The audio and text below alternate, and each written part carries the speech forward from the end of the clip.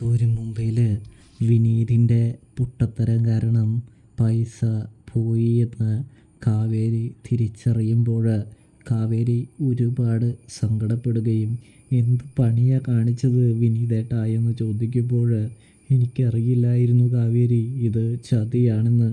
കൂടാതെ തന്നെ പണം ബാങ്കിലിട്ടത് വേറെ ആർക്കും അറിയുകയൊന്നുമില്ലല്ലോ, നമുക്കല്ലേ അറിയുള്ളൂ.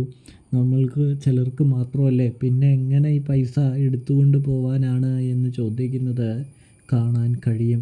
പിന്നെ ഞാൻ പെട്ടെന്ന് വിചാരിച്ചു ബാങ്കുകാരായിരിക്കും വിളിക്കുന്നത് എന്ന്. അതുകൊണ്ടാണ് ഞാൻ പിന്നെ എല്ലാം പറഞ്ഞു കൊടുത്തത് എന്ന് പറയുമ്പോൾ, എൻ്റെ പൊന്നു ചേട്ടാ ഇതുവരെ അത് പറഞ്ഞില്ലേ എന്ന് ചോദിച്ചുകൊണ്ട് തന്നെ, എന്നിട്ട് എന്തുകൊണ്ട് അത് പറഞ്ഞില്ല എന്ന് ചോദിച്ചുകൊണ്ട് തന്നെ കാവേരി ദേഷ്യപ്പെടുകയാണ് എന്ന് കാണാൻ കഴിയുന്നുണ്ട്, സാധിക്കുന്നുണ്ട് കൂട്ടുകാരെ.